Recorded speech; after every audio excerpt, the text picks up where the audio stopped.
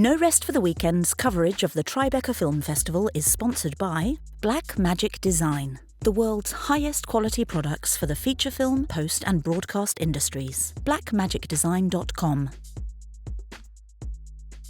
First of all, I got to ask you, you've arrived at Tribeca. Yes. What is this like? What's going through your mind right now? This is so joyful to be here, to be in a community of people who not only love making movies, but people who love watching movies. So the people who are going to be in this theater tonight are all the fabulous people who helped make this movie happen and are helped getting it out there, and all the people who saw, oh my goodness, we can get tickets to the Tribeca Film Festival, like, let's go, let's see these brand new movies as soon as possible. And that is so excited to know that we're going to be in an audience of movie lovers, and that is the thing that is the most exciting for me. So you have to tell me, what is your role in this film? My role in this film is I am the lovely Shea Whigham's ex-wife in this film. So this is really a sort of road movie of redemption for his character, and when we find each other again in the movie, a lot has gone on between us, and so our time together on screen really had to carry the weight of that and the gravitas of that, and it was a beautiful set in which to do that very vulnerable stuff, and so many of us at the cast agreed that it was the best set we've ever been on. So this is listed as a neo-noir. What are your favorite noirs? What inspired you? Bring it to me. Okay, I'm a huge noir person. My favorite American author is Raymond Chandler, even though he was born in England. I know my stuff. I know what I'm talking about. Just the other night was watching Double Indemnity. My favorite movie is The Third Man. I am all about it. So this has those darker elements of people making not such great decisions and trying to still survive despite that. And while having what I think the best noirs have, a sense of humor. With this role, you're not the femme fatale. I am not the femme fatale. Do you want to be a femme fatale in a movie one day? I mean, I generally think I'm too funny to be a femme fatale, even though I'm not funny in this movie. What do you want to see here tonight? What you mentioned the audience. What kind of reaction do you want people to have? I'm really looking forward to people finding the humor in this. There's a lot of dark stuff that's happening, but through the pain of the characters and the loneliness of the characters, I'm really excited for everybody to see the crazy stuff that goes down and to laugh at it. I'm here with the great Max Casella. Max, talk to me about this movie. Give me a little bit of a synopsis and tell me about your role. It's a neo-noir film. It's about Shea Whigham's character, Carrie, Coon. There's some Armenian gangsters. I play one of them, and I basically am making Shea's life miserable in the film. And I haven't seen it yet, so I'm looking forward to seeing how it comes out. What do you think this film is doing that other neo-noirs haven't done? What are we going to see that we haven't seen before?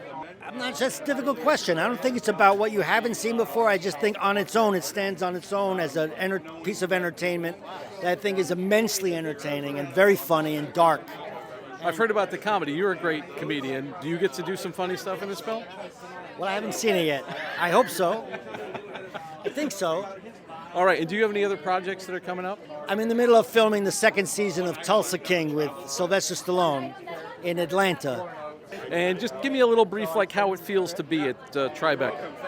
Honored to be at Tribeca Film Festival in the most wonderful city in the world, the city of my home, New York City, and I'm so proud to be here.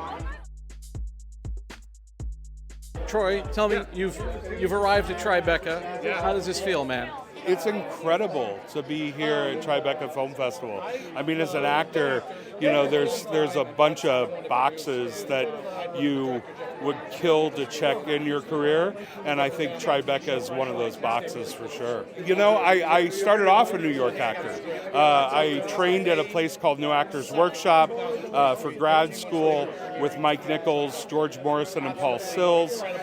Spent about 10 years acting here. My first television show, Strangers with Candy, was here in New York. Then I moved to LA, so it's really nice to be back with this.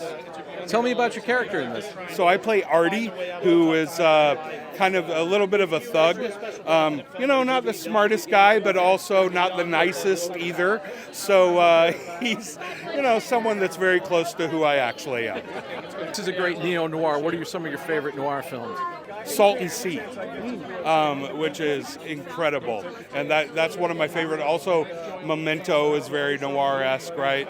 And that's an incredible Christopher Nolan film that people kind of, forget about now, I think, considering what Nolan's done since. Are you in anything coming up that we can look for you in? So I have Joker 2, Joker Folie à Deux, coming out in October 4th. First of all, you're here at Tribeca.